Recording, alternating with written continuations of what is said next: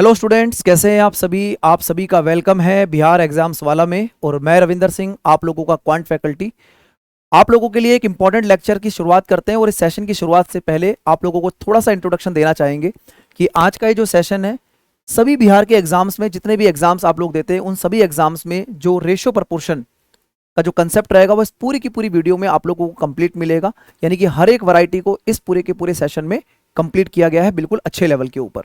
ठीक है, तो सबसे पहले सेशन की शुरुआत करते हैं और सेशन की शुरुआत में आप लोगों को बताते हैं कि रेशियो प्रपोर्शन का जो कंसेप्ट है ये हर एक कंपटीशन एग्जाम में, यानी कि जो भी प्रतियोगिता परीक्षाएं आप लोगों की एग्जाम में होती हैं, ठीक है, चाहे वो किसी भी एग्जाम को आप बिहार के एग्जाम को टारगेट करेंगे तो आपको ये जो चैप्टर है इससे आप लोगों को क्वेश्चन मिलने ही मिलने हैं। ठीक है, तो जैसा कि आप लोग देख पा रहे हैं कि यहाँ पर हमारा जो चैप्टर रहेगा वो रेशियो प्रपोर्शन रहेगा और मेरा नाम रविंदर सिंह है। ठीक है, तो आप लोगों को बिहार एग्जाम्स वाला चैनल पर मैथ्स की क्लासेस जो है वो आप लोगों को लगातार मेरे साथ मिलेंगी और आपके बिल्कुल बेसिक से लेकर और अच्छे लेवल के क्वेश्चंस को मैं ही आप लोगों के साथ कवर कराऊंगा। ठीक है दोस्तों, तो शुरू करते हैं आज के सेशन को। और आज की क्लास की शुरुआत जो है, सबसे पहले तो हम बताएंगे रेशियो प्रपोर्शन यानी कि अनुपात समान अनुपात क्या होता है और इसके छोटे छोटे जो कंसेप्ट होते हैं, ठीक है, और इसमें क्या क्या चीजें आप लोगों के पेपर के अंदर यूज होती हैं, उन सभी चीजों पे हम लोग बिल्कुल सही तरीके से चर्चा करेंगे। ठीक है, तो सबसे पहले आपको बताते हैं कि अनुपात और समान अनुपात यानी कि रेशियो एंड प्रपोर्शन। ठीक है भाई, तो आप लोगों को पता होना चाहिए कि सर अनुपात जो होता है वो पूरे के पूरे आपके अंक गणित के अंदर एक ऐसा कंसेप्ट होता है जो हमेशा आप लोगों के कहीं ना कहीं हर एक चैप्टर के अंदर यूज होता है।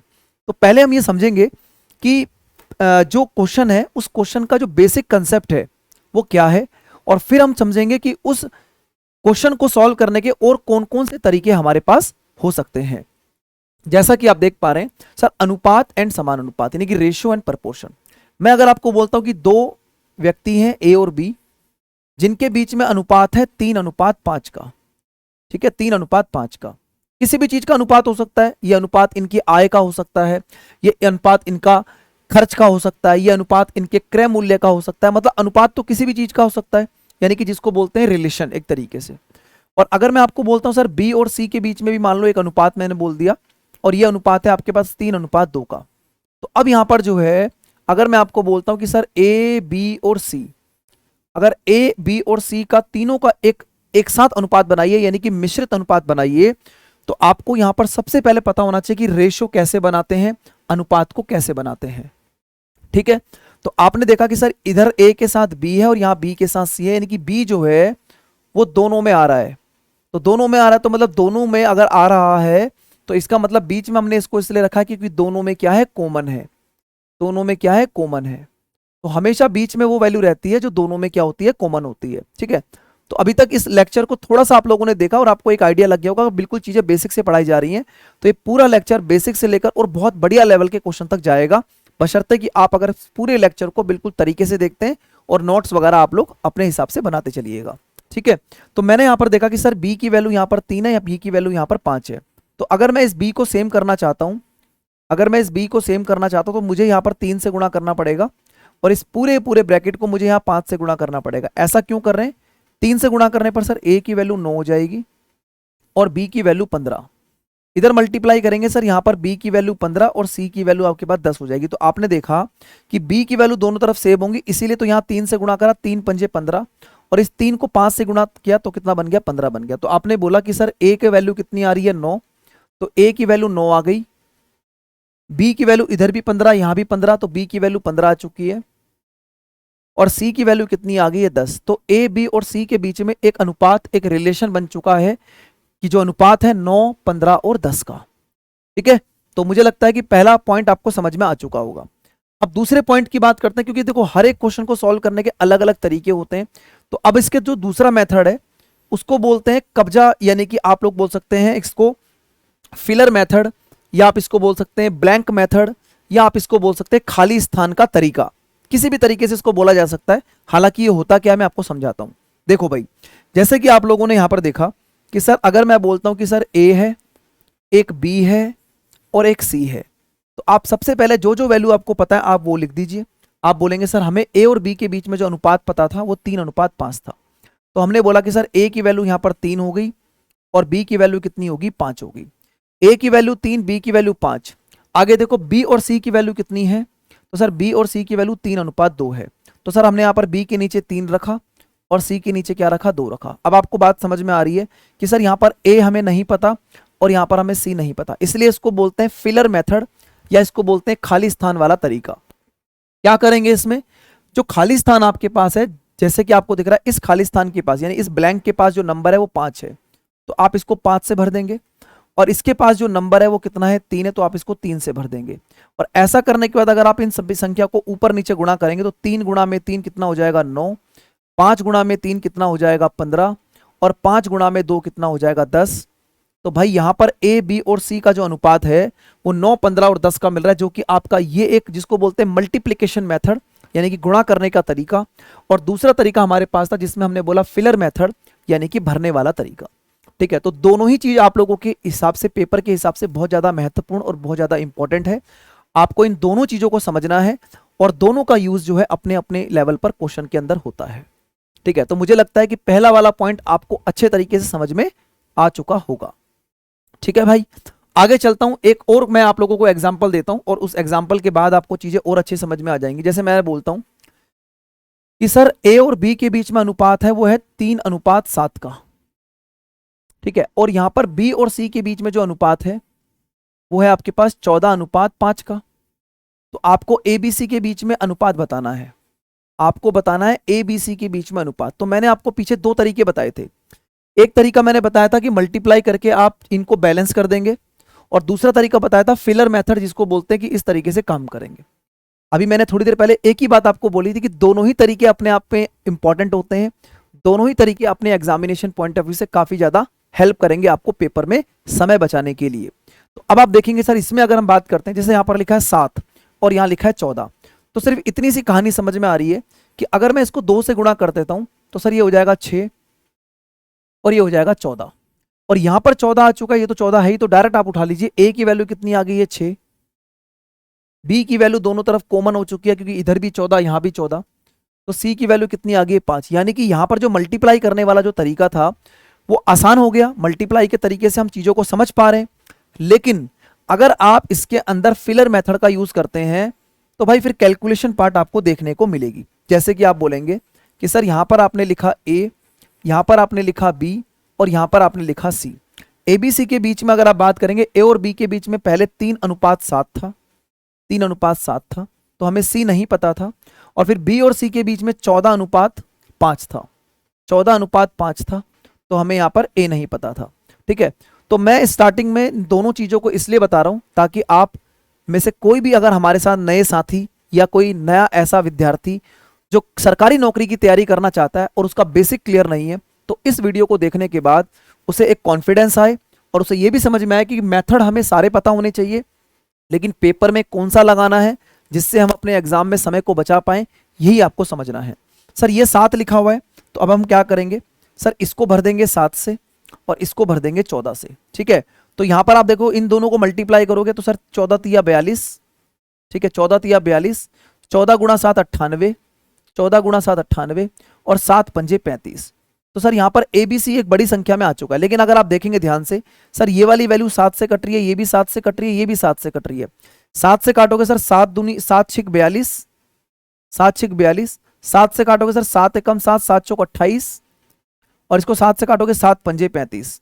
तो जैसे ही आपने इस रेशियो को सॉल्व किया 7 से गुणा करके, तो आपको एक बात समझ में आ गई कि सर जो अनुपात यहां आ रहा था वही अनुपात यहां आ रहा था। बस इसमें हुआ ये कि कैलकुलेशन पार्ट आपका यहां बढ़ गया और यहां पर कैलकुलेशन पार्ट थोड़ा सा आपका आसान हो गया। बोलो बात समझ में आई कि नहीं आई? क्लियर है? ठीक है, तो एक बार जरूर बता देना।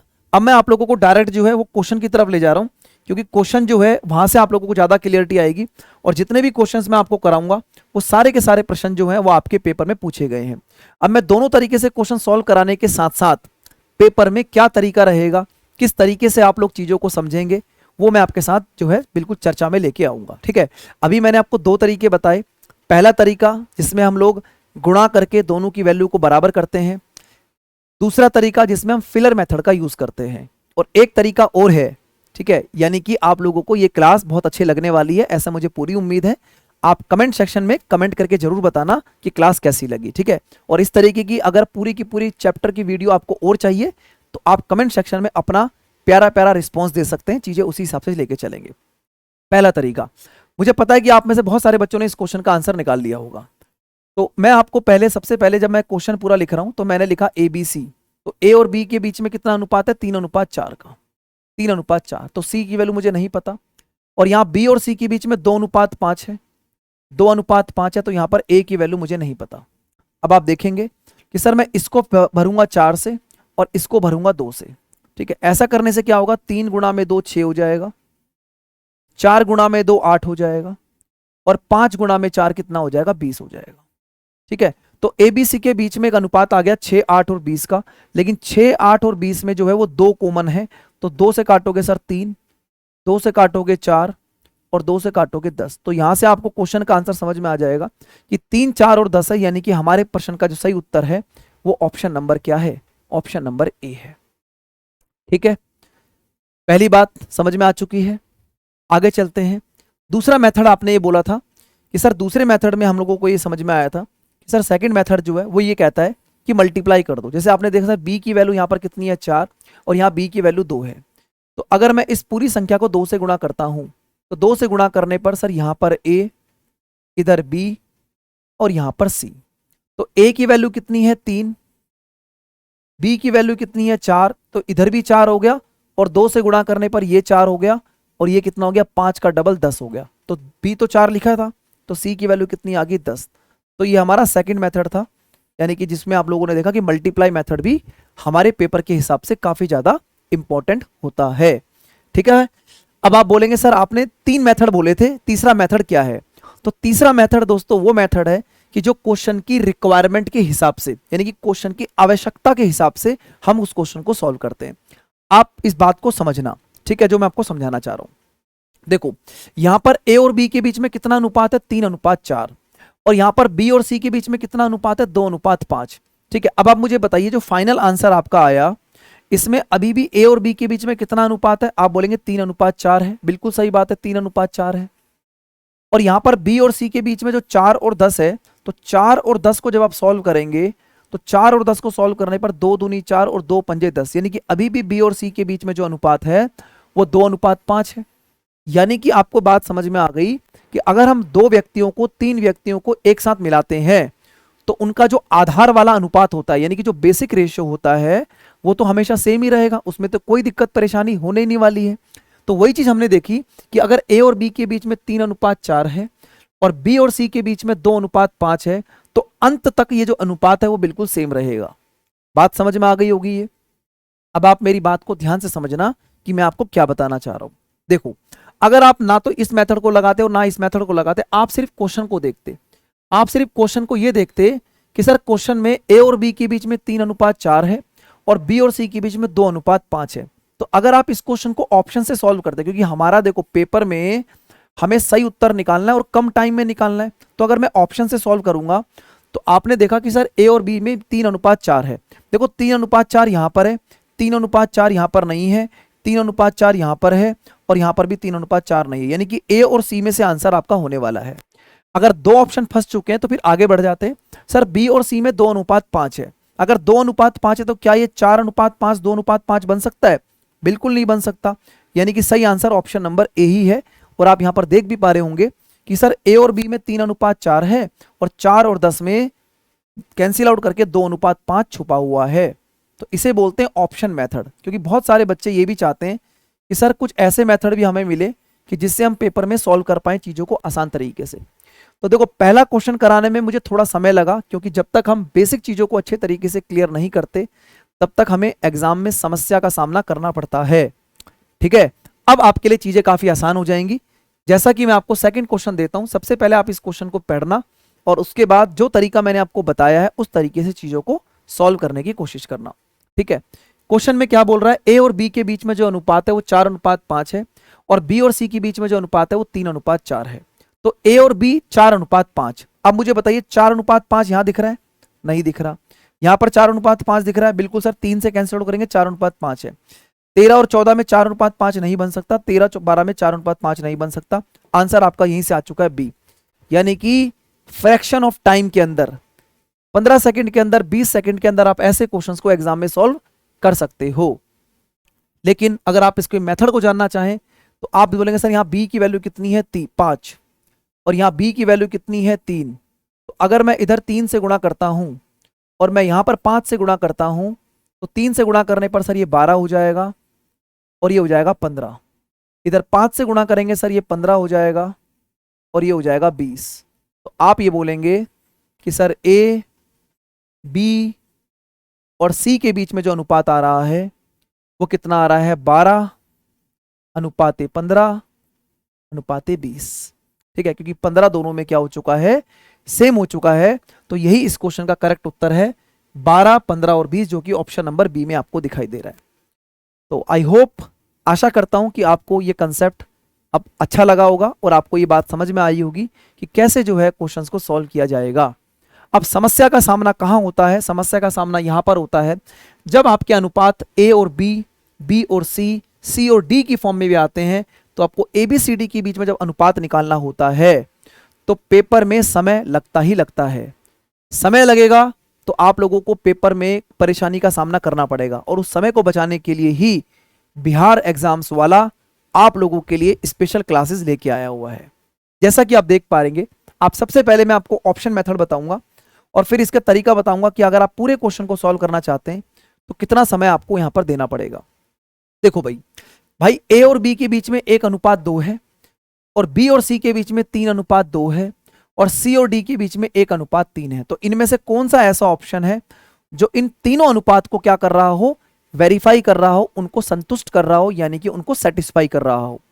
आप बोलेंगे सर 1:2 जो है वो यहां पर है ऑप्शन नंबर ए में, यहां पर 1:2 नहीं है, यहां पर भी 1:2 नहीं है, 3 और 6 में भी 1:2 है। ये दो ऑप्शन हमारे फंस रहे हैं।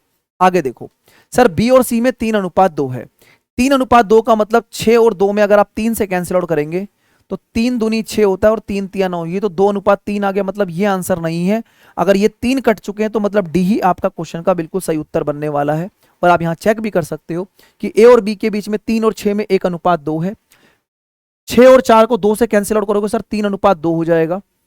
और सी और डी में 1:3 है तो 4 और 12 में 1:3 बिल्कुल सेट है। तो मुझे लगता है कि अब आप लोगों को ये बात अच्छे तरीके से समझ में आ चुकी है कि कहानी क्या चल रही है ना।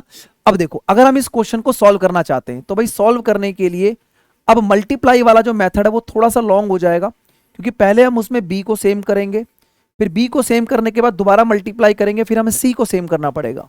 तो इस वाले मेथड का यूज यहां पर ये अच्छा हो जाता है कि जब हमारे पास चीजें जो हैं वो ब्लैंक मेथड भी दी जाती है। तो ए और बी के बीच में कितना अनुपात था, 1:2। बी और सी में कितना अनुपात था, 3:2। और सी और डी में कितना अनुपात था, 1:3। तो भाई यहाँ पर सी और डी खाली थे, यहाँ भी डी खाली था, इधर ए खाली था और यहाँ पर ए और बी खाली थे। ठीक है ना। अब देखो सर, इसको भरेंगे 2 से, इसको भरेंगे 2 से, इसको भरेंगे 2 से, इसके पास में ये नंबर 3 है, इसके पास में 1 है और इसके पास में भी 1 है। बस इन सभी संख्या को आपस में गुणा कर दो तो 1 गुणा में 3 गुणा में 1 यानी कि 3 हो जाएगा। ठीक है, 3 गुणा में 2 यानी कि 6 हो जाएगा, 2 गुणा में 2 यानी कि 4 हो जाएगा और 2 दूनी 4 तिया 12 हो जाएगा। तो आपने देखा कि सर जब इस पूरे क्वेश्चन को हमने सॉल्व किया तो हमारे क्वेश्चन का जो करेक्ट उत्तर है वो ऑप्शन नंबर डी ही मैच कर रहा है। तो यहाँ पर आपको 2 तरीके से चीजें बताई जा रही हैं।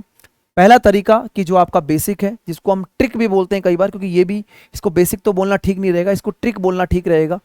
ठीक है ना, कि सर हमारे पास ट्रिक क्या है, तो ट्रिक ये है। और सुपर फास्ट तरीका जिसको बोलते हैं धुआंधार तरीका, वो आपका ऑप्शन मेथड है। वो आपका कौन सा है, ऑप्शन मेथड। ठीक है, वो आपका क्या है, ऑप्शन मेथड। ठीक है, तो रिस्पॉन्स देना यानी कि आप लोगों को इसके ऊपर अपनी जो इच्छा है आप कमेंट सेक्शन के अंदर दे सकते हैं। ठीक है, क्योंकि उससे ही आप लोगों का और हमारा कनेक्शन बनता है। आपका क्या रिस्पॉन्स है, कैसे आपको चीजें समझ में आ रही हैं, ये सब चीजें आपके पास रहेंगी। चलो भाई, अगला प्रश्न आपके सामने एक और मैंने रख दिया है। एक बार फटाफट से आप जो है एक बार इस क्वेश्चन को देखेंगे और फिर हम इस क्वेश्चन के आंसर तक पहुंचेंगे। फटाफट से इस क्वेश्चन का आंसर बताइए क्या होना चाहिए। चलिए फास्ट,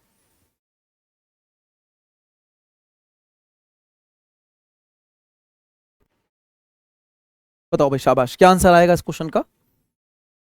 तो बस वही तरीका अपनाना है। देखो, समय बचाना अपने एग्जाम में, और समय बचाना ही हमारा सबसे पहले प्रायोरिटी होगा। ए और बी के बीच में 1:2 है, बी और सी के बीच में 3:4 है। तो 1:2 यहां तो नहीं दिख रहा, 16 और 15 में। 1:2 15 और 30 में दिख रहा है। 1:2 यहां पर भी नहीं है, 1:2 यहां पर भी नहीं है। तो भैया डायरेक्ट आंसर लगा दो बी ऑप्शन। जितने भी ऑप्शंस हैं, जितने भी क्वेश्चन हैं, आपके किसी ना किसी परीक्षा में, किसी ना किसी एग्जाम के अंदर ये क्वेश्चन पूछे गए हैं। बस यही चीज है कि एग्जामिनर जो आपका है वो आपसे ये जानना चाहता है कि आप कितना स्मार्ट तरीके से क्वेश्चन को सॉल्व करना चाहते हो। ठीक है, बाकी मैंने अभी आप लोगों को पूरा बता ही दिया है कि सॉल्व करने का तरीका आपके पास ये है। एक बार अपने आप को कॉन्फिडेंस में लाने के लिए इस क्वेश्चन को भी आप लोग क्या करेंगे, एक बार उसी मेथड से सॉल्व कर लेना, जिससे कि आप लोगों को एक कॉन्फिडेंस आ जाए। ठीक है, थोड़ा सा मैं, ताकि मैं आपको मैक्सिमम और बढ़िया बढ़िया क्वेश्चंस पे वैरायटी कवर कराना चाहूँ, ठीक है, करा सकूं, तो इसलिए उस क्वेश्चन को आप लोग खुद से ट्राई कर लेना। ये क्वेश्चन देखो जरा क्या कह रहा है। अब इसमें थोड़ा सा हमने क्या किया है, रेशो को चेंज किया है। ए और बी और सी के बीच में अनुपात ये है, A/B अनुपात B अनुपात C अनुपात A का इक्वल टू, यानी इतनी हिंदी तो जानते होंगे ना, इंग्लिश को हिंदी में बनाना, तो इसलिए यहां पर इक्वल टू लिखा हुआ है। ठीक है भाई, अब समझते हैं। जैसे सबसे पहले सर A/B अनुपात B/C और C/A। तो A/B का मतलब कितना हो जाएगा, 2/3। B और C के बीच में अनुपात कितना हो जाएगा सर, 3/4। और C और A के बीच में अनुपात कितना हो जाएगा, 4/2।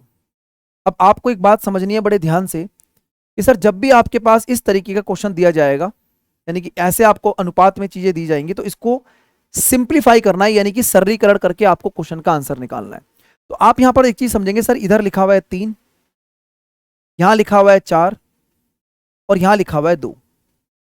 तो 3, 4 और 2 में एक ऐसी संख्या देखनी है, एक 3, 4, 2 में एक ऐसी संख्या देखनी है जो तीनों को गुणा कर सके, यानी कि एलसीएम जिसको बोलते हैं लघुत्तम समापवर्तक। तो सर 3, 4 और 2 में एक ऐसी संख्या देखो 12, यानी कि 3, 4 और 2 का एलसीएम 12 होता है। तो आप 12 से यहां गुणा कर दीजिए, आप 12 से यहां गुणा कर दीजिए और आप 12 से यहां गुणा कर दीजिए। ऐसा करने से क्या होगा, 3 से कटेगा सर 12 पर, तो 3 गुणा 4 12, 4 दूनी कितना हो जाएगा 8। तो पहली वाली वैल्यू 8 बन गई। 4 से काटोगे 4 तिया 12, 3 गुणा में 3 कितना हो जाएगा 9। और सर ये 2 से कटेगा कितने पर, 6 पर, 6 गुणा में 4। तो सिंप्लीफाई करके आपके प्रश्न का उत्तर आपको दिख रहा है 8, 9 और 24, यानी कि इस क्वेश्चन का जो करेक्ट आंसर है वो डी ऑप्शन है। तो कभी भी आपके पास कोई अनुपात अगर बटे की फॉर्म में दिया हुआ है तो आप इस तरीके से उस क्वेश्चन को सॉल्व कर लेंगे। ठीक है, तो मुझे लगता है कि आपको ये बात समझ में अच्छे तरीके से आ चुकी होगी कि इस तरीके के क्वेश्चन को अब कैसे सॉल्व किया जाएगा। ठीक है, चलिए आगे चलते हैं अगले क्वेश्चन की तरफ। नेक्स्ट प्रश्न आप लोगों को थोड़ा सा परेशान कर सकता है। ठीक है, एक बार आप लोग सॉल्व करिए, जब तक मैं इस क्वेश्चन को यहां पर क्या करता हूं, एक बार लिख लेता हूं कि क्या क्या तरीके इसमें रहेंगे। A/B, तो 1/2 और 3/8। ठीक है, उसके बाद अगर हम बात करते हैं B और C की,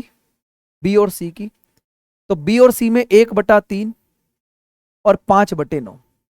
ठीक है, C और D में, C अनुपात D में आपको कह रहा है 5/6 और 3/4।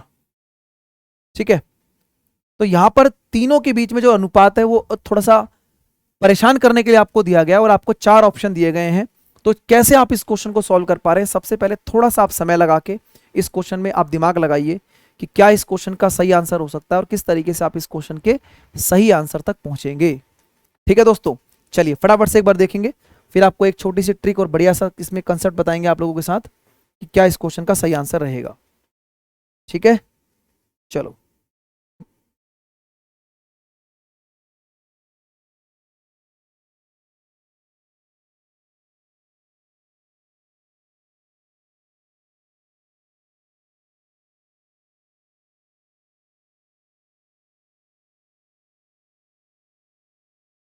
अब देखो जरा, सबसे पहले आप इस क्वेश्चन को देखें। सर देखो, जैसे 1/2 लिखा हुआ है और 3/8 लिखा हुआ है, अगर आप इसको 2 से नीचे है और ये 8 है तो इसको कैंसिल आउट करेंगे तो सर हो जाएगा 1:3/4।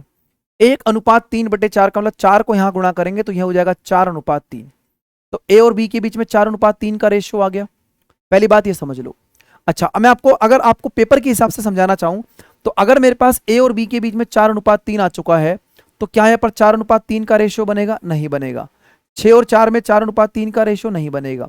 क्या यहाँ पर 4:3 का रेशियो बनेगा? नहीं बनेगा। सिर्फ यहां बन रहा है 8 और 6 में 4:3 है और भाई यही इस क्वेश्चन का आंसर बनने वाला है।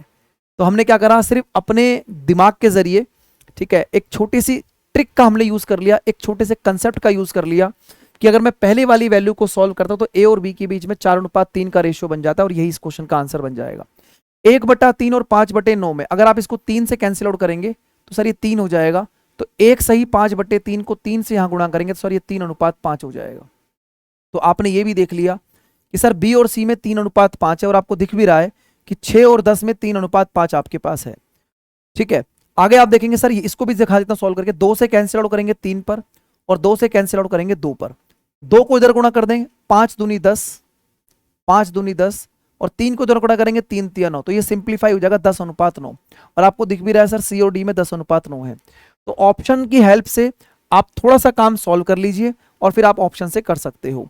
अगर आप ऑप्शन से परेशान हो रहे हैं या क्वेश्चन में कुछ और चीज पूछी गई है तो आपको ये तरीका तो पता होना चाहिए ना कि सर ए और बी के बीच में 4:3 कैसे बनाया, बी और सी में 5:3 कैसे बनाया और सी और डी में 10:9 कैसे बनाया। तो क्वेश्चन को बेसिक तरीके से भी समझना है और थोड़ा सा बढ़िया लेवल तक भी क्वेश्चन को ले जाना है।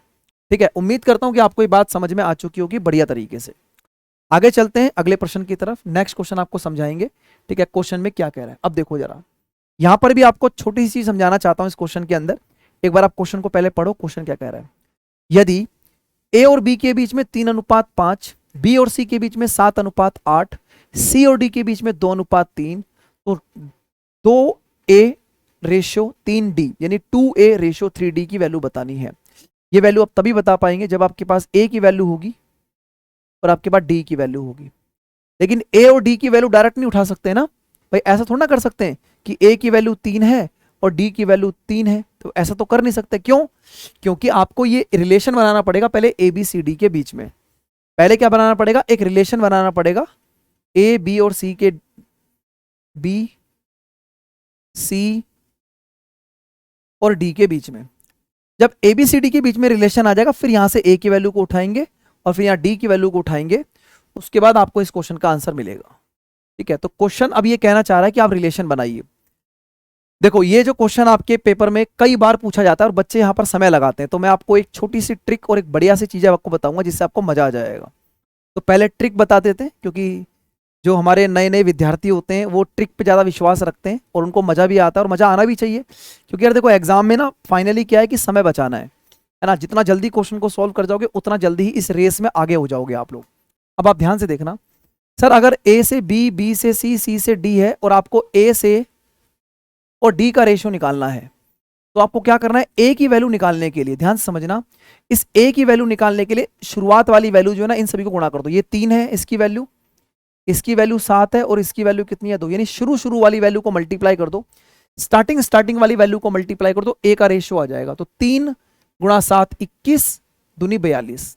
तो सर यहां लिखा 2, तो आपने बोला सर 3 × 7 21, 21 दूनी 42, तो A का मान 42 आ गया। डायरेक्ट लिखना है, ठीक है। अभी मैं आपको समझाऊंगा बिल्कुल बेसिक तरीके से भी, पहले ट्रिक बता रहा हूं। उसके बाद जब आपको D की वैल्यू निकालनी तो लास्ट वाली वैल्यू को मल्टीप्लाई करो। 5 × 8 40 और 40 × 3 120। तो यहां 3 तो लिखा ही हुआ था और साथ में D की वैल्यू कितनी आ गई? 120। ठीक है, तो अब आप इसको कैंसिल आउट करेंगे, जब कैंसिल आउट करेंगे तो आंसर आपको मिल जाएगा। सर इसको 3 से कैंसिल आउट करेंगे तो सर 3 × 1 = 3, 3 × 4 = 12। फिर 2 से कैंसिल आउट करेंगे, 2 × 7 = 14 और इसको 2 से कैंसिल आउट करेंगे, 2 × 6 = 12। फिर ये 2 से भी कट जाएगा, तब 2 से कटेगा तो 30 हो जाएगा। तो 7:30 आ गया। कितना आ गया? 7:30। तो 7:30 इस क्वेश्चन का राइट आंसर है, यानी कि बी ऑप्शन। तो देख पा रहे हो, यानी कि अगर आपको ABCD एक क्रमागत दिया हुआ है, कंसेक्यूटिव मतलब आपको लगातार दिया गया है, तो आप A की वैल्यू निकालने के लिए शुरू वाली वैल्यू को मल्टीप्लाई करेंगे। A को 3 को 7 से, 7 को 2 से, और इसमें B को मल्टीप्लाई करेंगे तो यहाँ 5 × 8 × 3, तो D का मान आपको डायरेक्ट मिल जाएगा। अब ऐसा क्यों किया मैं आपको समझाता हूँ, ठीक है। क्योंकि देखो बेसिक तो कवर करना ही है ना भाई। A और B के बीच में कितना अनुपात था? 3:5। B और C के बीच में कितना अनुपात था? 7:8। और C और D के बीच में कितना अनुपात था? 2:3। ठीक है, तो यहां पर आप जब इसको भरेंगे तो भरने के लिए हम अलग कलर का यूज करते हैं। सर इसको भरेंगे 5 से, इसको भरेंगे 5 से, इसको भरेंगे 7 से, इसके बगल में 8 है, इसके बगल में 2 है और इसके बगल में भी 2 है। अब आप देखो ध्यान से, सर जब A की वैल्यू निकाल रही हो ना तो 3 को 7 से गुणा करके 2 से गुणा करना पड़ रहा है। यही मैंने बताया था, 3 को गुणा करेंगे 7 से और 7 को गुणा करेंगे 2 से। जब डी की वैल्यू आप निकाल रहे हो तो 5 को गुणा करेंगे 8 से और 8 को गुणा करेंगे 3 से। तो 5 को गुणा करेंगे 8 से और इस 8 को गुणा करेंगे 3 से। तो अब मुझे लगता है कि ये बात आपको समझ में आ चुकी होगी कि डायरेक्ट हमने ये तरीका कैसे बनाया। तो ये काम होता है हमारा, यानी कि जो आपको पढ़ा रहे हैं, जो आपको एजुकेट कर रहे हैं, जो आपको एग्जामिन की तैयारी करा रहे हैं, उनका काम होता है नई नई चीज़ों को सजेस्ट करना और आपको डायरेक्ट अपने एग्जाम में इन चीज़ों को लगा के अपने समय को बचाना है और एक बहुत प्यारा सा सिलेक्शन लेके अपनी ज़िंदगी को सफल बनाना है। ठीक है दोस्तों, चलिए उम्मीद करता हूं कि यहां तक आप लोगों को अनुपात का बहुत अच्छा ज्ञान मिल चुका होगा, क्योंकि रेशियो एंड प्रपोर्शन एक ऐसा कंसेप्ट है, एक ऐसा महत्वपूर्ण आप लोगों के एग्जाम के लिए रहता है कि जब तक आप इसकी नॉलेज नहीं रखेंगे तब तक आप एग्जाम के अंदर हमेशा से परेशान रहेंगे। तो मैं कोशिश कर रहा हूं कि हर एक उस वैरायटी को, हर एक उस तरीके के क्वेश्चन को आपको सॉल्व करा सकूं जो आपके पेपर में आप लोगों को समय लगाता है या आपके एग्जाम के लिए वो काफी ज्यादा इंपॉर्टेंट होता है।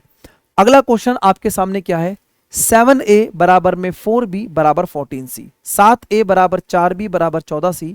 तो एबीसी का मान बताना है। ठीक है, एबीसी का मान बताना है। सबसे पहले तो देखो क्वेश्चन को दो तरीके से बताऊंगा मैं इसमें। पहले आप लोग एक बार खुद से ट्राई करेंगे इस क्वेश्चन का आंसर क्या होगा। है भाई, बताओ, देखो जरा फटाफट से एक बार।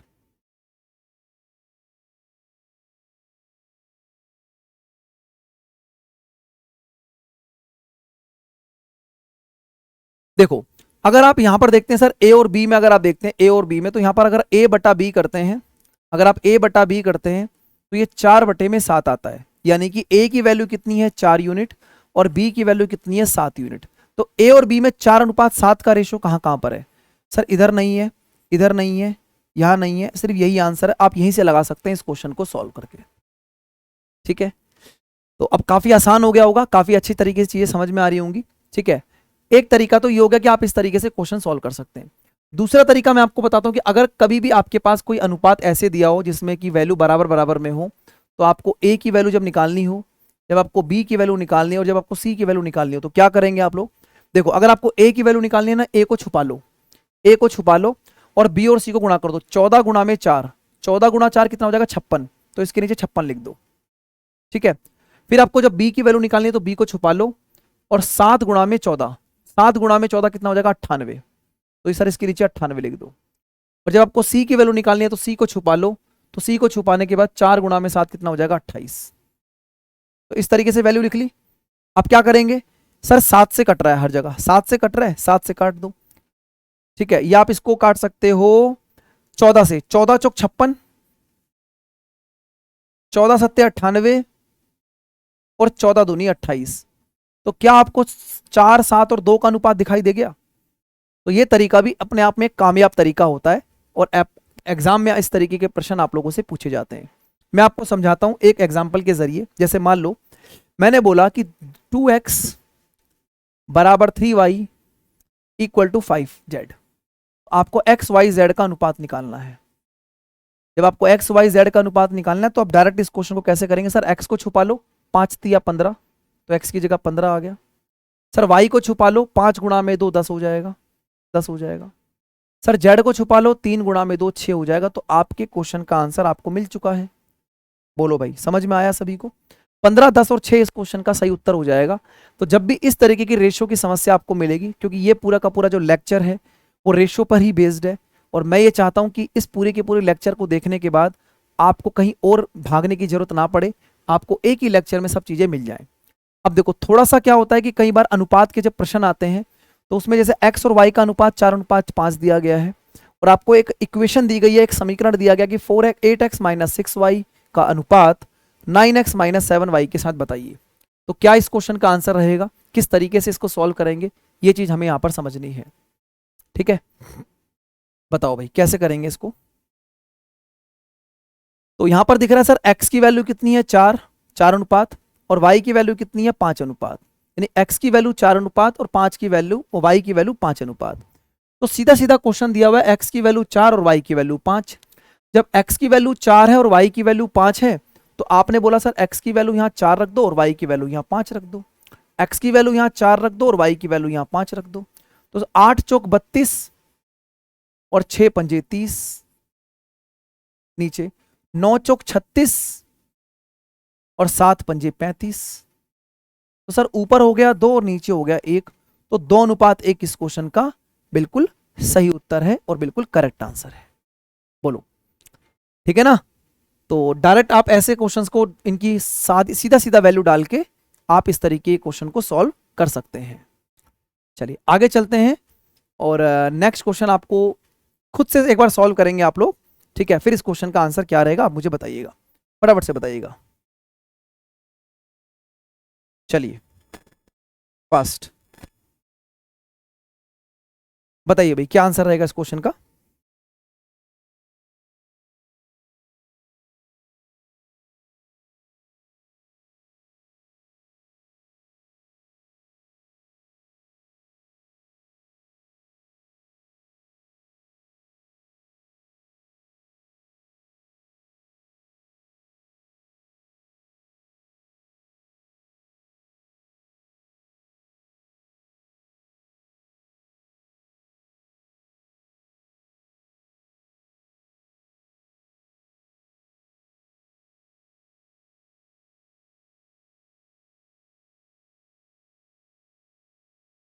ठीक है, तो आपने देखा सर b/a का मतलब 0.7 है। अगर इसका मतलब 0.7 है तो पॉइंट यहां से हटाओगे तो नीचे 10 आ जाएगा। तो b की जगह आप 7 रख सकते हो और a की जगह 10 रख सकते हो। तो जब b की जगह 7 रखोगे a की जगह 10, तो a की जगह 10 और b की जगह 7, ठीक है। यहां पर 10 और ये 7 हो जाएगा, ठीक है। और यहां कितना हो गया 11/34, ठीक है भाई। अब देखो सर ये कितना हो गया 3/17, 3/17 और ये 11/34 हो गया। अब एक तरीका तो यह है कि यहाँ 34 बना लो। अगर आप इसको 34 बना के या एलसीएम लेते हो तो बात तो एक ही है। तो सर अगर मैं ऊपर 2 से गुणा कर दूं नीचे भी 2 से गुणा कर दूं तो यहाँ पर 34 हो जाएगा, ये भी 34 हो गया, तो नीचे 34 बन गया। और ये 3 दूनी कितना हो गया 6 और ये तो 11 ही है, तो 11 और 6 कितना हो गया 17। 17/34 का मतलब कितना हो जाएगा 1/2। 17/34 का मतलब 1/2 और 1/2 का मतलब होगा 0.5। तो भाई यही इस क्वेश्चन का सही उत्तर है। तो मैंने इस पूरे के पूरे लेक्चर को तैयार करते टाइम बहुत समय लगाया और मैंने ये इस लेक्चर को तैयार करते टाइम इस तरीके से सोचा है कि आपको एक एक चीजें जो है ना बिल्कुल तरीके से समझाई जाए। जैसे आपने पिछले क्वेश्चन में देखा सीधा सीधा x और y का अनुपात 4:5 था, डायरेक्ट आप इसमें वैल्यू डालिएगा काम हो जाएगा। उसके बाद सर सेकंड में आपने देखा कि सर थोड़ा सा इक्वेशन हमें दिया गया था जिस पर हम लोगों ने काम किया, ठीक है। तो उम्मीद करता हूं कि आपको बात अच्छे तरीके से समझ में आ रही होगी, बशर्ते कि आप चीजों को विश्वास से और एक कॉन्फिडेंस से जो है आप चीजों को देख रहे हो। क्योंकि सबसे पहले अपना ये जो माइंड है ना इसको माइंड मेकअप करना पड़ता है, आपको विश्वास करना पड़ता है क्लास के ऊपर। और फिर जब आप पूरे के पूरे लेक्चर को बिल्कुल शिद्दत से बहुत अच्छे तरीके से समझते हो तो डेफिनेटली फिर आप लोगों को चीजें बहुत अच्छे तरीके से क्लियर होती चलती हैं, ठीक है। अब मैं थोड़ा सा चीजों को आगे बढ़ा रहा हूं और यहां से मैंने चीजों को थोड़ा सा और ट्विस्ट करना स्टार्ट किया क्योंकि ये जो प्रश्न आपके सामने है ये अपने आप में बेहतरीन लेवल का क्वेश्चन है और मैं आप लोगों को इस क्वेश्चन का सॉल्यूशन बेहतरीन तरीके से बताऊंगा। लेकिन उससे पहले मैं चाहता हूं कि आपके मन में ये ना आ जाए कि आपको सब कुछ आ चुका है ना। आपको भी बहुत कुछ सीखना है क्योंकि अनुपात एक ऐसा चैप्टर है जिसमें अलग अलग तरीके से एग्जाम के अंदर चीजें परेशान कर देता है। तो आपको सबसे पहले आप देखोगे सर a+b-c अनुपात, b+c-a अनुपात, c+a-b अनुपात, 8, 7 और 6 दिया गया है। 1/a, 1/b, 1/c निकालना है। तो जब तक आप ABC का अनुपात नहीं निकाल लेते तब तक बात बनी नहीं, बात बनी नहीं सकती इसके अंदर। तो आप सबसे पहले इसमें दिमाग लगाइएगा कि ABC का अनुपात कैसे आप बनाएंगे। चलिए दोस्तों फटाफट से देखेंगे कि ABC का अनुपात कैसे आप बनाएंगे। चलिए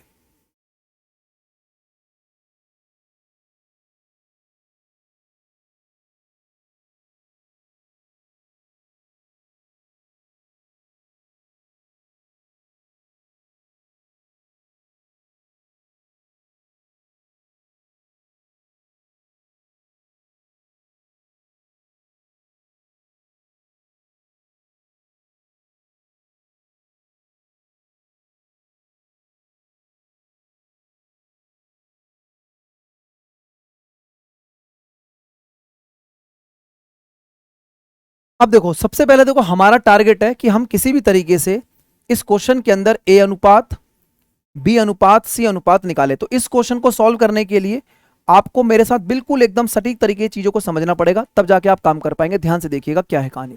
सर देखो यहां पर लिखा है a+b माइनस c और यहां लिखा है b+c माइनस e, ठीक है, b+c माइनस e। अब देखो सर अगर यहां पर आप बोल रहे हैं कि सर इधर a है यहां पर b है a प्लस बी माइनस सी है और यहाँ पर b प्लस सी माइनस का a है। अगर आप इन दोनों वैल्यू को ऐड करोगे, अगर आप इन दोनों, देखो पहले वाले दो अनुपात को अगर ऐड करोगे तो आपको दिखाई देगा, बड़े ध्यान से समझना, ठीक है, हर एक चीज लिखी नहीं जाएगी, आपको समझाई जा रही है, बोल के बिल्कुल बताई जा रही है। अगर आप इन दोनों रेशो को ऐड करोगे भाई, तो आप ये बोलेंगे कि सर यहाँ माइनस के सी से प्लस का सी कट जाएगा और सर प्लस के ए से माइनस का ए कट जाएगा, तो बी और बी कितना हो जाएगा, 2b हो जाएगा, यानी कि बी और बी कितना हो जाएगा, 2b हो जाएगा। तो आपने बोला सर जब पहले वाले इन दोनों को ऐड किया तो इन दोनों को भी ऐड करेंगे तो 8 और 7 कितना हो जाएगा, 15। ये बात समझ में आ रही है, यानी 2b का मान कितना आ गया, 15 आ गया। ठीक है, अब आपने बोला सर पहली वाली दो वैल्यू को ऐड करने पर 2b का मान आ चुका है। अब अगर मैं इन दोनों को ऐड करूंगा तो आप बोलेंगे सर यहां पर b से b कट रहा है और यहां पर आपको दिखा a से a भी कट रहा है, तो c और c कितना हो गया, 2c, तो 2c हो गया। यानी कि लास्ट की दो वैल्यू को ऐड करने पर कितना हो गया, 7 और 6 कितना हो गया, 13 हो गया। ठीक है, तो ये दो बात समझ में आ गई होंगी, है ना।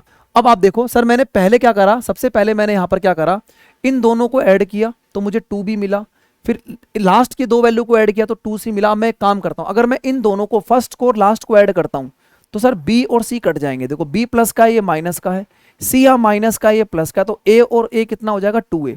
तो यहां पर मैं 2a लिख देता हूं। सर 2a कितना हो जाएगा, लास्ट की दो वैल्यू को ऐड करने पर 8 और 6 14।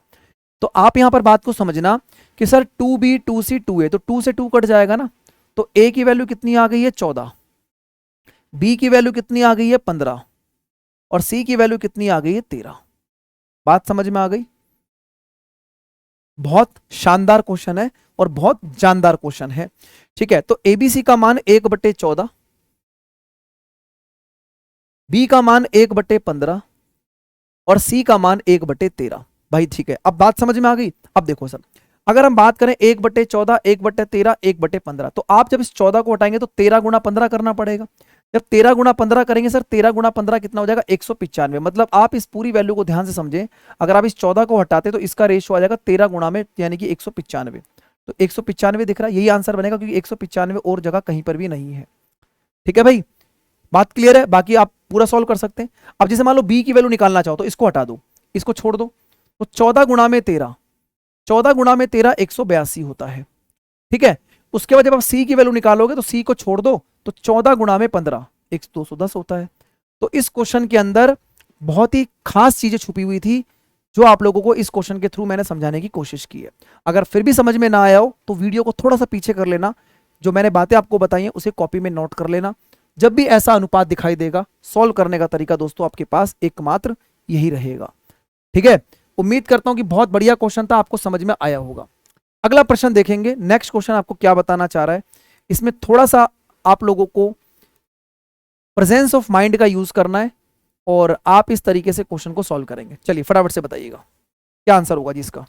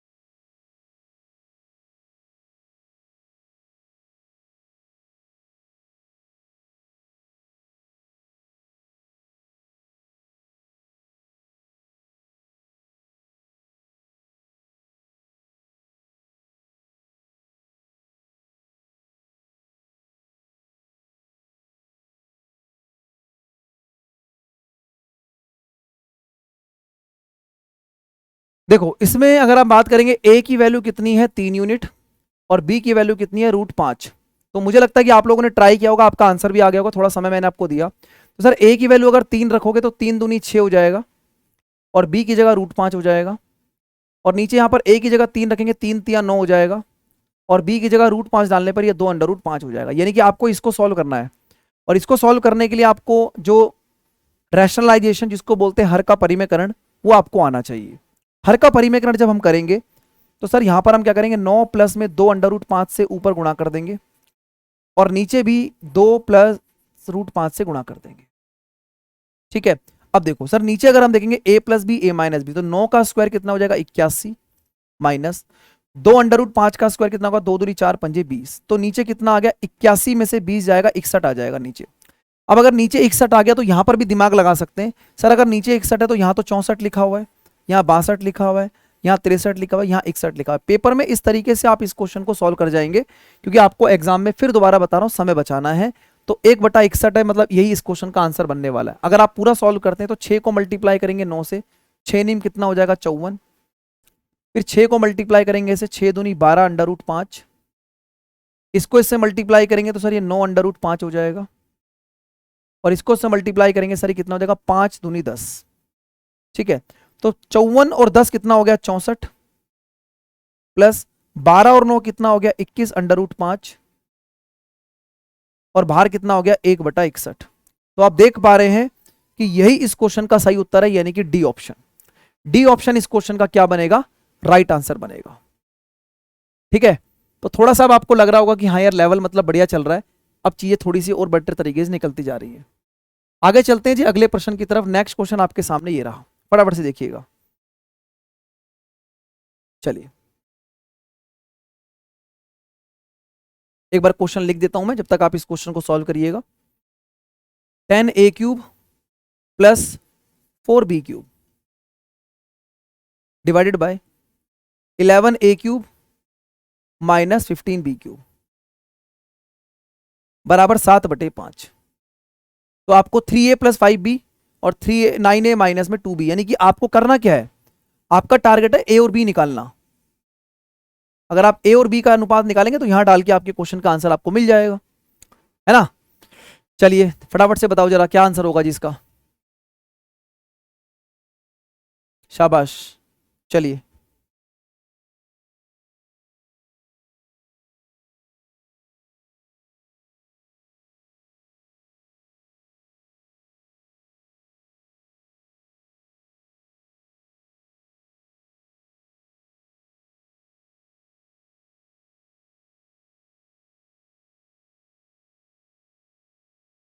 देखो क्या करेंगे भाई, कैंची गुणा करनी पड़ेगी, कैंची गुणा करके इस क्वेश्चन को करेंगे तो यहां पर मल्टीप्लाई करेंगे सर, 10×5 = 50, 50a³ 4×5 = 20, 20b³ बराबर 7 को गुणा करेंगे 77a³ और इसको से मल्टीप्लाई करेंगे 15 7 105, 105b³।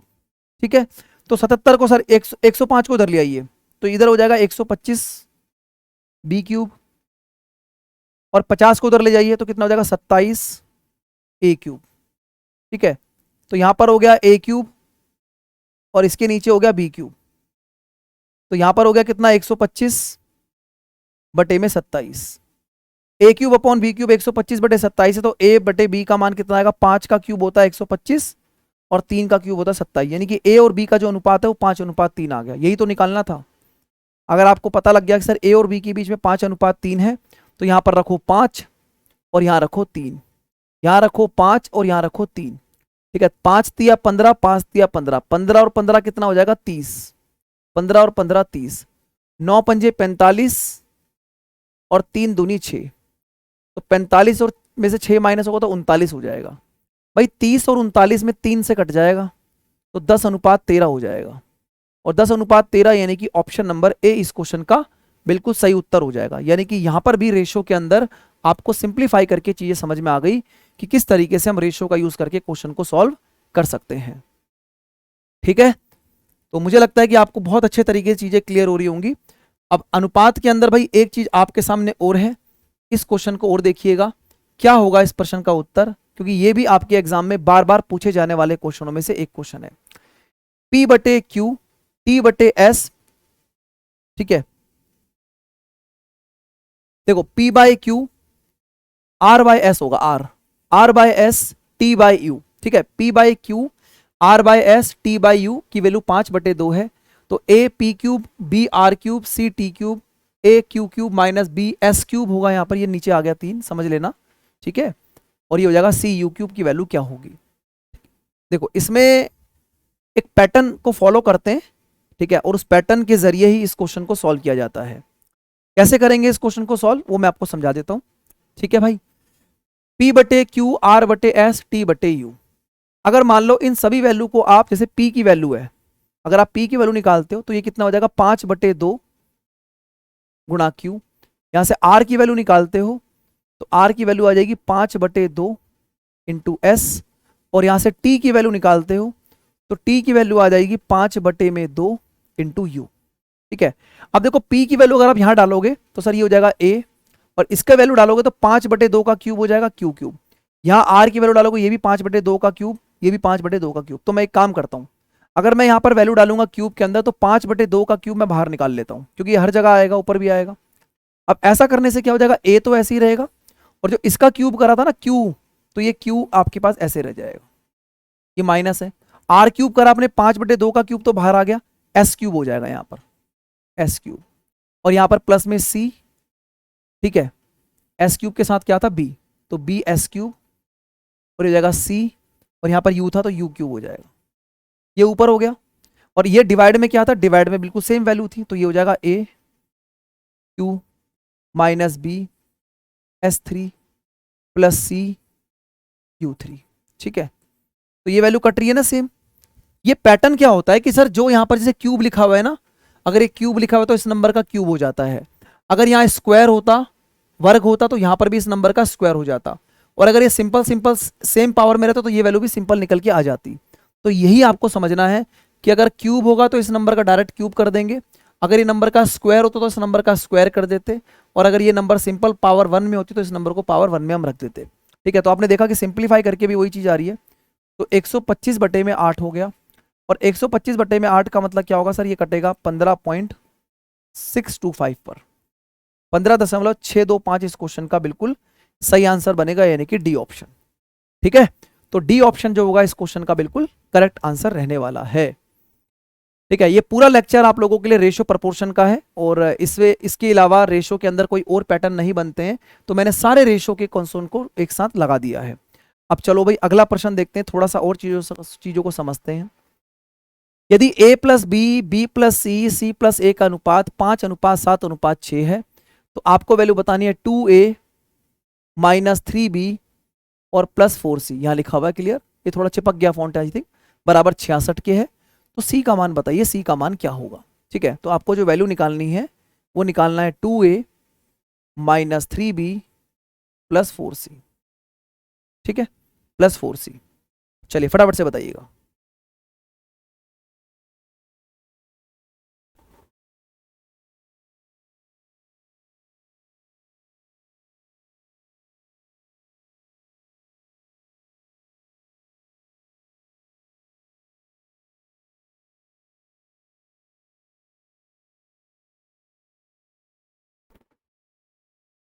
बताइए। देखो इसमें सबसे पहले आपको पता है कि sir 2a minus 3b plus 4c बराबर में, अगर आपके पास क्वेश्चन में 66 है, अगर ये 66 के बराबर है, तो यहां पर मुझे क्या करना है, यहां पर मुझे वैल्यू निकालनी है c की। तो c की वैल्यू निकालने के लिए क्या करूंगा, देखो अगर मैं आपको बोलता हूं सर यहां पर भी a लिखा है, यहां भी a लिखा है, तो जहां जहां पर a है अगर मैं इन दोनों को ऐड कर देता हूं और रिमेनिंग वैल्यू को माइनस कर देता हूं, तो आपको वैल्यू मिलेगी 2a की। आप इस बात को समझ पा रहे हो, जो कैसे मिलेगा देखो ध्यान से। सर इधर भी a है इधर भी है, तो a और a कितना हो जाएगा 2a, लेकिन साथ में जो b प्लस c एक्स्ट्रा आएगा वो बीच वाली वैल्यू से माइनस हो जाएगा, तो यहाँ पर 2a की वैल्यू मिलेगी। तो मैंने क्या करा, जहां जहां पर a था इन दोनों को ऐड किया, 6 और 5 11, और बीच वाली वैल्यू को माइनस कर दिया, तो 11 में से 7 जाएगा, कितना बचेगा 4, तो 2a की वैल्यू 4 आ जा रही है। ये रेशो की फॉर्म में समझाओ चीजों को। अगली बात अगर मैं यहाँ पर करता हूँ तो जहां जहां पर b है मैं उनको ऐड कर दूंगा। सर यहाँ पर देखो इन दोनों में b है, इन दोनों को ऐड कर दूंगा और रिमेनिंग वैल्यू को माइनस करूंगा, तो यहाँ पर क्या मिलेगा मुझे 2b। तो यहाँ जहां जहां पर b था उनको मैंने ऐड किया, तो इन दोनों को ऐड किया, 7 और 5 12, 12 में से 6 जाएगा, तो कितना हो जाएगा 6 हो जाएगा। और जहां जहां पर c है उसकी वैल्यू जब निकालेंगे तो 2c मिलेगा। कैसे मिलेगा, देखो आपने देखा कि सर इन दोनों में c था, तो दोनों को ऐड करके और फर्स्ट वैल्यू को माइनस कर लेंगे, तो यहाँ से a और b जो एक्स्ट्रा था वो कट जाएगा, सिर्फ 2c बचेगा। तो मैंने क्या करा, इन दोनों को ऐड करा, 7 और 6 13 में से 5 जाएगा तो 8 हो जाएगा। तो ऊपर 2 से 2 कट रहा है, और नीचे ये भी जो है रेशो की फॉर्म में, तो ऊपर आ गया ABC का अनुपात, और ये 2 से कटेगा तो कितना हो जाएगा 2 3 और 4, तो एबीसी का जो अनुपात आ रहा है वो 2:3:4 आ जा रहा है। एबीसी का जो अनुपात है वो 2:3:4 आ जा रहा है। तो आप यहां पर करेंगे सर ए की जगह 2, तो ये 2 गुणा में 2 यूनिट, माइनस बी की जगह में कितना 3, तो 3 की जगह 3 यूनिट, प्लस सी की जगह 4, तो 4 की जगह 4 यूनिट बराबर 86। ये यूनिट में आ गया। तो 2 दूनी 4, 3 तिया 9, 4 चौक 16, 16 और 4 20, 20 में से 9 जाएगा 11। तो ये जो 11 यूनिट की वैल्यू है ये क्वेश्चन में 66 बन गई। तो एक यूनिट की वैल्यू क्वेश्चन में 6 आ जा रही है। तो एक यूनिट की वैल्यू अगर क्वेश्चन में 6 है तो आपको सी की वैल्यू पूछ रहा है, तो सी की वैल्यू 4 यूनिट है। तो अगर एक की वैल्यू 6 है तो 4 की वैल्यू कितनी हो जाएगी 24। तो आंसर क्या बनेगा सी ऑप्शन। ठीक है भाई, सी ऑप्शन इस क्वेश्चन का क्या बनेगा, करेक्ट आंसर रहेगा। तो रेशो प्रपोर्शन के बेहतरीन क्वेश्चंस जो हैं वो आप लोगों को देखने को मिल रहे होंगे, और इनसे बाहर एग्जाम के अंदर पैटर्न नहीं बनते। अगर आप इन सभी पैटर्न को अपने दिमाग में सेट कर लेते हो, कॉपी में नोट्स बना लेते हो, तो आपको बहुत ज़्यादा हेल्प जो है आपके पेपर में होने वाली है। इस पैटर्न में कुछ नहीं करना है। जब आप क्या करेंगे, जहां जहां पर ए है उनको ऐड कर दो, रिमेनिंग वैल्यू को माइनस कर दो, 2a मिल जाएगा, आप चेक कर सकते हैं। ठीक है, उसके बाद जहां जहां पर बी है, यहाँ यहाँ पर बी है, इसको ऐड करके रिमेनिंग वैल्यू को माइनस कर दो, आपको 2 भी मिल जाएगा। और जहां जहां पर सी है उन दोनों वैल्यू को ऐड करके रिमेनिंग वैल्यू को माइनस करोगे तो आपको 2c मिल जाएगा।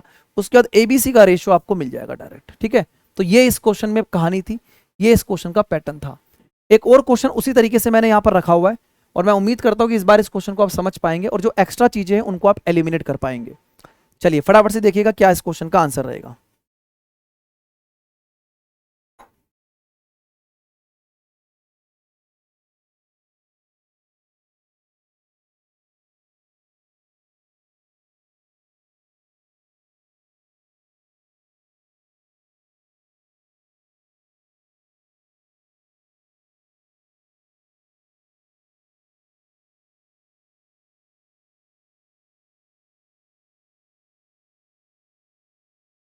अगेन आप देखेंगे सर, सबसे पहले हमें क्या निकालना है, ए का अनुपात निकालना है, बी का अनुपात निकालना है और सी का अनुपात निकालना है। तो जहां जहां पर ए है उसको ऐड कर दो, रिमेनिंग वैल्यू को माइनस कर दो।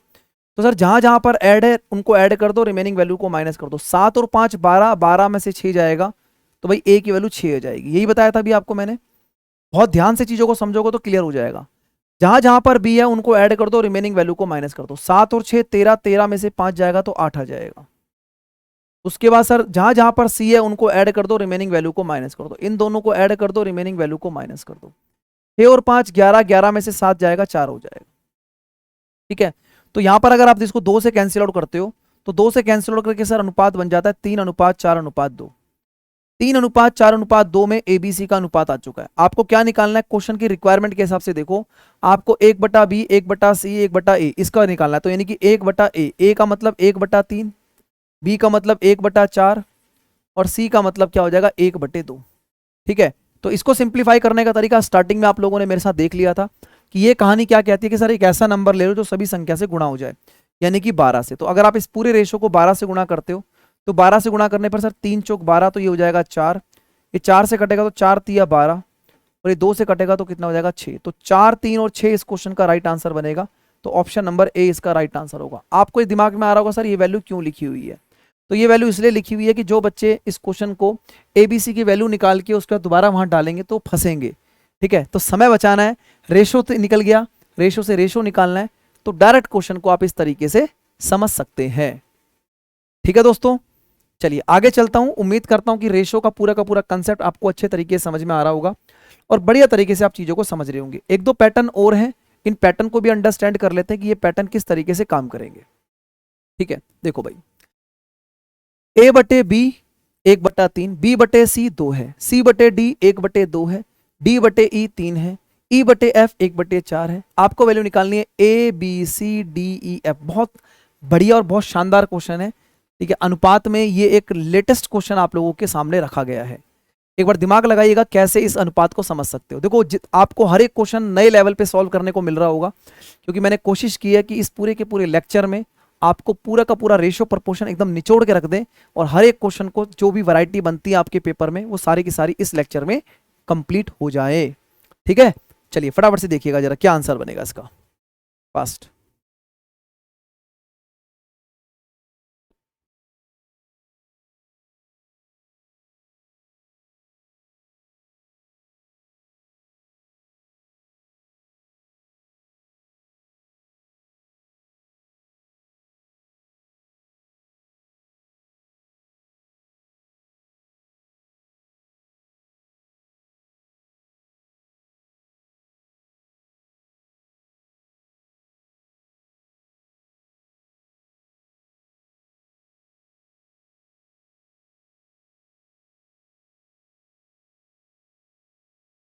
देखो सबसे पहले अगर आप बात करेंगे सर, देखो इधर यहां पर क्या है, a बटे डी। तो पहले यहां पर अगर आप इस रेशो को समझे तो सर ये क्या है, a बटे डी, इसको अलग अलग ऐसे समझो, a बटे डी। फिर आगे आपके पास है b बटे में e, और फिर आपके पास c अपॉन एफ है। तो यहां से मैं इस तरीके से रेशियो को कैलकुलेट करूंगा, ध्यान से देखना, ठीक है। तो पहले मैं क्या करूंगा सर, इन पहली वैल्यू को देखो, अगर मैं इस वैल्यू को इस वाली वैल्यू से मल्टीप्लाई करता हूं, तो मल्टीप्लाई करने से b से b कटेगा, c से c कटेगा, तो यहाँ क्या रहेगा, a, यहाँ रह गया d। तो यहाँ पर a बटे डी मिल रहा है आपको, यानी पहले वाले तीन रेशो को मल्टीप्लाई करने पर b से b कट गया, c से c कट गया, a बटे डी आ गया। 1/3 गुणा में 2, 1/2, तो 2 से 2 कटेगा, तो ये कितना रहेगा, 1/3। तो a बटे डी का मान 1/3 आ चुका है। तो मैं यहाँ पर क्या करूंगा, इसकी जगह 1/3 रख दूंगा, तो मतलब ये वैल्यू 1/3 आ चुकी है गुणा में। अब आप आगे बोलेंगे सर आगे कौन सी कहानी है, तो आगे कहानी ये है कि मैंने पहली वाली वैल्यू को मल्टीप्लाई किया ना, अब मैं यहाँ पर b बटे सी, c बटे डी और d बटे ई को मल्टीप्लाई करूंगा, तो c से c कट जाएगा, d से d कट जाएगा, यहाँ रह गया b बटे ई। तो आप बोलेंगे सर b बटे ई रह चुका है, b बटे ई। तो यहाँ पर क्या रह गया था, 2, यहाँ 1/2 और यहाँ पर 3, तो 2, 1/2 और 3, तो 2 से 2 कटेगा, सिंपल 3 रह जाएगा। तो b बटे ई का मतलब कितना आ गया, 3। तो b बटे ई का मतलब कितना आ गया, 3। देखो कितना बढ़िया क्वेश्चन है ना, आपको दिख रहा होगा, पैटर्न समझ में आ गया।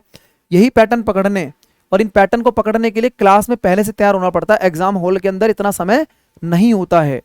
आगे देखो सर, अब c बटे डी, d बटे ई और e बटे एफ को गुणा करेंगे, d से d कटेगा, e से e कटेगा, c बटे एफ रह जाएगा। क्या रह जाएगा, c बटे एफ, c बटे एफ। 1/2 गुणा 3, 1/4, तो ये ऊपर हो जाएगा 3 और नीचे 4 गुणा में 2 कितना हो जाएगा, 8। तो c बटे एफ का मान कितना आ गया, 3/8। तो c बटे इसका मतलब कितना आ गया, 3/8, 3/8 आ गया सर, 3 से 3 कट जाएगा। तो इन तीनों का जो आंसर है मल्टीप्लाई करके आपने देखा कितना आ गया, 3/8, और यही इस क्वेश्चन का सही उत्तर है, यानी कि option number A. Option number A जो होगा वो इस क्वेश्चन का बिल्कुल सही और बिल्कुल सटीक उत्तर होगा। बोलो बात समझ में आ गई है। तो अनुपात के जितने भी पैटर्न बन सकते हैं वो सारे के सारे पैटर्न इस लेक्चर के अंदर निचोड़ के रख दिए गए हैं। इससे बाहर पैटर्न आप लोगों के एग्जाम में नहीं बनेंगे, ऐसा आप विश्वास कर सकते हैं। अगला क्वेश्चन आपके सामने एक और ये रहा, एक और रेशो का क्वेश्चन देखते हैं। और इस क्लास को कंप्लीट देखने के बाद कमेंट सेक्शन में जरूर बताना कि क्लास कैसी लगी और क्लास के अंदर जो है जो क्वेश्चन आपको कराए गए वो किस लेवल पर आप लोगों को हेल्प कर गए। ठीक है दोस्तों, चलिए फटाफट से देखिएगा। रेशो प्रपोर्शन का अगला क्वेश्चन आपके सामने ये रहा, चलिए फटाफट से देखेंगे।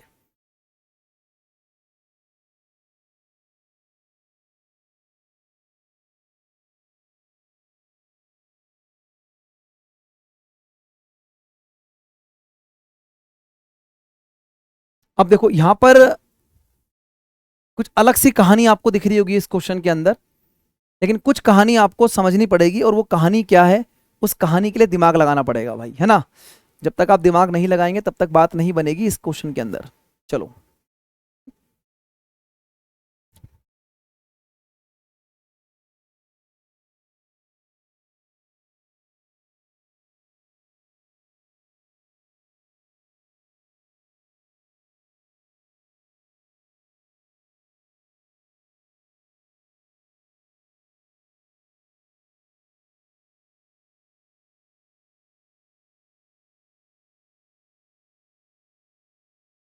देखो इसमें आपको करना क्या है, जो 6x plus 2y minus 7w divide by w है, तो यहाँ पर ये रेशो को अगर आप देखेंगे सर, ये जो 3:4:7 है, तो आपने देखा सर 3:4 जो है वो 7 बनता है। तो अगर आप इन दोनों को ऐड करके इसके बराबर रखोगे तो 4 और 3 7 का मतलब 7 बनेगा। यानी कि अगर आप इन दोनों वैल्यू को ऐड कर दोगे, अगर आप इन दोनों वैल्यू को ऐड कर दोगे तो इस वैल्यू के बराबर कर सकते हो ना, क्योंकि ये वैल्यू कितनी थी, 3 अनुपात में, ये 4 अनुपात में, 7 अनुपात में। तो अगर आप इन दोनों को ऐड करोगे, ध्यान से देखना, अगर आप इन दोनों को ऐड करोगे तो ऐड करने पर ये x तो ऐसे ही आएगा, x ऐसे ही रह जाएगा, ठीक है, x ऐसे ही रहेगा। ये माइनस का y है और ये आपके पास क्या है, ये आपके पास x है, ठीक है, x का x रहेगा, ये माइनस का 2y और ये प्लस का y, तो ये बचेगा माइनस का y, ये बचेगा माइनस का y। और ये आपके पास कितना है, 8z और ये माइनस का 5z, तो ये 8z है और ये माइनस का 5z है। तो 8z माइनस में 5z, 3z कितना बचेगा, 5z बचेगा, 5z हो जाएगा। और प्लस में कितना रहेगा, 4w। इन दोनों को ऐड करने पर ये बन गया। और ये किसके बराबर है, ये बराबर है 4x plus 5z minus 7w के बराबर है। ठीक है, क्योंकि आपको दिख रहा है कि सर ये जो वैल्यू है ना 3:4 ये 7 अनुपात के बराबर है। तो इन दोनों को ऐड करने पर ये हो सकता है। 5z से 5z कट रहा है, कोई दिक्कत नहीं है। अब देखो यहाँ पर क्या बन रहा है सर, हम एक काम करते हैं, ये जो x लिखा था 4x, इस x को जब उधर ले जाएंगे तो ये कितना हो जाएगा, 3x हो जाएगा। ठीक है, इसके बाद हम और क्या कर सकते हैं, इसके बाद हम कर सकते हैं सर, ये जो 4x है इसको उधर ले जाएंगे तो ये माइनस का कितना हो जाएगा, 11w हो जाएगा। और यहाँ कितना रहेगा, माइनस का y, यहाँ माइनस का y रह गया, यहाँ क्या रह गया, माइनस का y रह गया। ठीक है, अब माइनस का y रह गया तो एक काम करो, माइनस का y, ठीक है, एक काम करो, इस 11y को इसको इधर ले आओ तो 11w हो जाएगा। ये कितना हो जाएगा, 3x प्लस वाई। ठीक है, 3x प्लस वाई। अब देखो यहाँ पर कितना लगेगा, 6x प्लस 2y लिखा हुआ है। अगर इसको 6 बनाना चाहे, इसको 2 बनाना चाहे तो यहाँ 2 से गुणा कर सकते हैं। अगर मैं इसको 2 से गुणा करूंगा तो सर ये कितना हो जाएगा, 11 दूनी 22, 11 दूनी 22w बराबर ये कितना हो जाएगा, 6x प्लस 2y। तो 6x प्लस 2y की जगह कितना आ गया, 22w। आपने बोला सर 6x प्लस 2y की जगह कितना आ गया, 22w, तो ऊपर हम लिखेंगे 22w माइनस में 17w तो लिखा ही हुआ है, और नीचे क्या था, w। तो w की फॉर्म में क्वेश्चन आ चुका, ऊपर हो गया 5w और नीचे हो गया w। तो w से w कटेगा, यानी कि आंसर क्या बन जाएगा, 5। और भाई 5 ही इस क्वेश्चन का राइट आंसर है, यानी कि ऑप्शन नंबर ए जो होगा वो इस प्रश्न का सही उत्तर होगा, और यही इस क्वेश्चन का बिल्कुल परम सत्य आंसर है। तो मैं उम्मीद करता हूं कि आप लोगों को रेशो के अंदर, इस पूरे के पूरे क्लास के अंदर आपको बहुत अच्छा सारी चीजें समझ में आई होंगी।